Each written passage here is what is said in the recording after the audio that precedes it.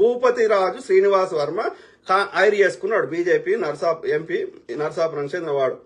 They first which craft అంటే విషం ఇచ్చి ఇట్లా చేయడాన్ని విచ్ క్రాఫ్ట్ అంటారు. అంటే ఒక మంత్రాలు ఇట్లా చేస్తారు చూడు, ఒక ఏమంటారు అదేమంటారు కదా, శుద్ర శక్తులు ఇట్లా శక్తులు వస్తాయని చెప్పి చేస్తారు చూడు, అట్లా చేసిర్రు, తర్వాత చంపేసిర్రు అనేది ఇది మనకు వచ్చిన సమాచారం. డెఫినెట్లీ అది ముమ్మాటికి హత్యనే. సో ఎందుకు చేస్తుర్రు అంటే కత్తి మహేష్ గారి మీద వీళ్ళందరి మీద ఎందుకు చేస్తుర్రు అంటే వీళ్ళు హిందూ స్క్రిప్చర్స్లలో ఉన్నటువంటి, హిందూ స్క్రిప్చర్స్ కాదు, సారీ, నేను మళ్ళీ అది ఎందుకు అయిపోయిందంటే మనకి ఆ చెత్త హిందుత్వం అని నింపారు. కాదు, దయచేసి మూలవాసులు మొక్కునే హిందుత్వం వేరు. నేను గతంలో చెప్పినా మళ్ళీ చెప్తున్నా, నేను తప్పు చెప్తే హిందూ శబ్దము ఈ యొక్క రామాయణ మహాభారత ఇతిహాసాలు వేదాలు ఉపనిషత్తులలో పెట్టండి. కాబట్టి హిందుత్వం కాదు అది. విదేశీ ఆర్య బ్రాహ్మణుల యొక్క సనాతన అధర్మము లేదా బ్రాహ్మణిజము లేదా మనువాదం, దానికి మూలవాసులు మొక్కునే హిందుత్వానికి ఎలాంటి సంబంధం లే. నేను చారిత్రక ఆధారాలతోటి సైంటిఫిక్ గా చెప్తా, ఎన్నోసార్లు చెప్పినా మళ్ళీ చెప్తా. యజ్ఞాలు యాగాలనే కాన్సెప్టే భారతదేశంది కాదు, గుర్రాలనే కాన్సెప్టే మన భారతదేశంది కాదు, ఇనుప మణిముట్లు భారతదేశంలో లేవు, ఆవులు మొక్కునే కల్చరు ఈ మన భారతదేశంది కానే కాదు. ఇవన్నీ మీరు పర్షియా దేశంకు వండి, పర్షియా అంటే ఇప్పుడు ఒక ఇరానే కాదు, ఈ యొక్క ఇరాన్ పైన ఉన్న ప్రాంతాలు, ఇలా కజకిస్తాను, తజికిస్తాన్, ఉజ్బెకిస్తాన్, ఇవన్నీ ప్రాంతాలు, అక్కడ టర్కీ నుంచి మొదలు పెడితే ఇక్కడ మంగోలియా దాకా అక్కడ పర్షియా రాజ్యం విస్తరించి ఉండే ఆ రోజులలో. అర్థమైందా? సో గుర్రాన్ని ఎక్కడ మొక్కుతారు, ఎక్కడ గుర్ర మాంసం తింటారో కనుక్కోండి. మీరు రథాలు ఫస్ట్ ప్రపంచంలో ఎక్కడ వాడిరో కనుక్కోండి. రథాలు, గుర్రాలు మహాభారత యుద్ధాలు ఉండేవి. ఇవి ఎక్కడి మన దేశం ఇవి కాదు. ఆ కజకిస్తాన్ లో ఆ యొక్క పర్షియా రాజ్యంలో ఉండే సంస్కృతం మన భాష కాదు. కనుక్కోండి, రీసెర్చ్ చేయండి, ఒక మేధావులను అడగండి, ఒక ఆర్కియాలజిస్ట్ని అడగండి. నేను చెప్పిన తప్పైతే ప్రపంచంలో ఉన్న మేధావులను అడగండి. అర్థమైందా? ఏది పడుతుంది చెత్త నింపుతా, నేను చెప్పింది ఏ వేదం అంటే తోలు తీస్తాం. ఎంతమందిని చంపుతావురా? ఎంతమందిని చంపుతావు? 99% మంది మేము మూలవాసులు ఏమన్నాం, తెల్ల తోలు ఉన్నటువంటి అమిత్ షా దొంగ నా కొడక. సంపురా చూద్దాం. ఆ ముండా కొడుకు ఒకడు ఉంటాడు వరంగల్లా, వాని పేరు నేను మర్చిపోయినా, అన్న కాల్ చేసేటోడు. వాడు RSS కి చెందిన బాపన్న కొడుకు. వారికి అంత భయం ఉంటే ఇంటి చుట్టూ 10 కుక్కలు, వీధి కుక్కలు తెచ్చి పెంచుకుంటుండు వాడు. ఎందుకని? ఎవడనొస్తే దాడి చేస్తాడని. అంత భయం ఉన్నాడు ఎందుకు పెంచుకుంటున్నారా బోసిడికే? వాని దోస్త్ అంటే రామ్ మాధవ్ అంట.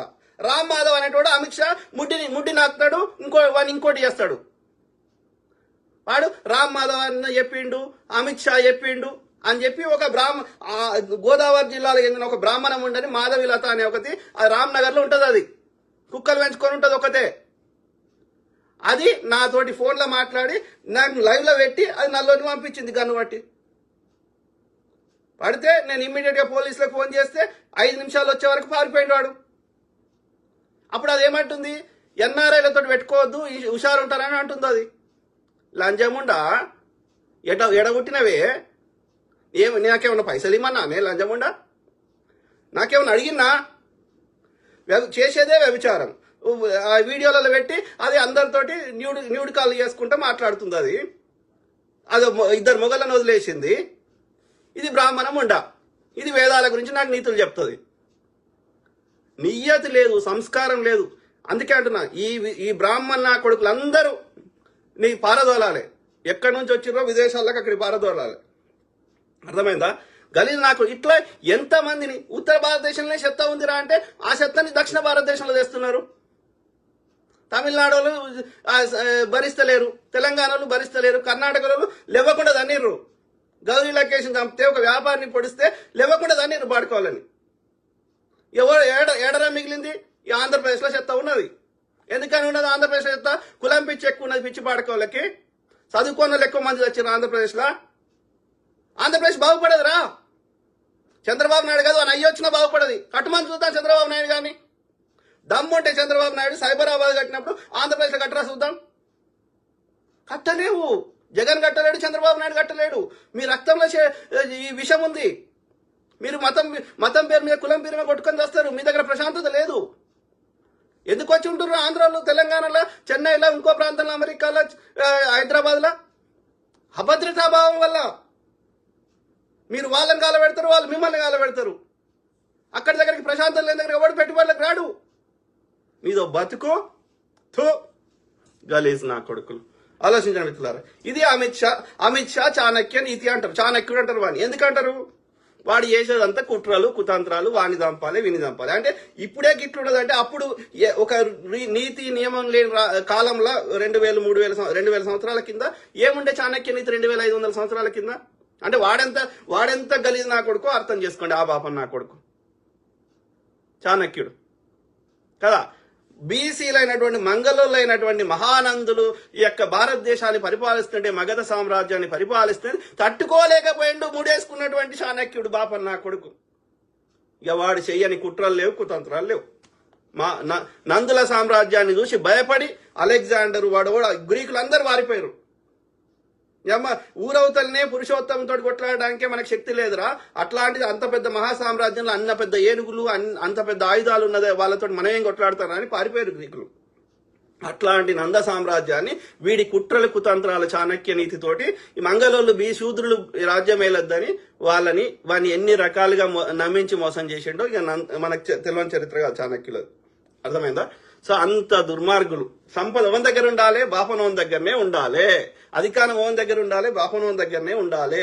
ఎందుకంటే రాజులు కూడా పేరుకే రాజులు. వాడు యుద్ధం చేసి చచ్చిపోవాల్సిందే గాని పరిపాలన మొత్తం ఈ బాపనోందే నడిచింది. వాడే మంత్రి ఉంటాడు, వాడు చెప్పిందే వినాలే. మొత్తం దేశంలో ఉన్న సంపద అంతా మనం గుళ్ళ దాచిపెట్టుకోవాలి. ఏమనంటే నాగబంధనము ఇంకో బంధనము చెప్పాలి. అర్థమైందా మిత్రులారా? సో ఇప్పుడు లాస్ట్కి ఏమవుతుంది ఈ కేసులో? ఇక లాస్ట్కి ఏమవుతుంది? కేసీఆర్ గారు ఈ యొక్క మొత్తం వాళ్ళ ఎమ్మెల్యేలను బీఆర్ఎస్ ఎమ్మెల్యేలను కొనేది మొత్తం రికార్డు చేసి పబ్లిక్ లో పెట్టిండు. సిబిసిఐడి ఎంక్వైరీ, హైకోర్టుల కేసు ఇవన్నీ అన్నాడు. లాస్ట్కి ఏమైంది? మీరు ఎప్పుడైనా చూడండి, దీన్ని సిబిఐకి ట్రాన్స్ఫర్ చేయాలంటారు, లేదంటే సుప్రీంకోర్టుకి అంటారు. కథ సుప్రీంకోర్టు సిబిఐ ఎవరి చేయిలు ఉంది?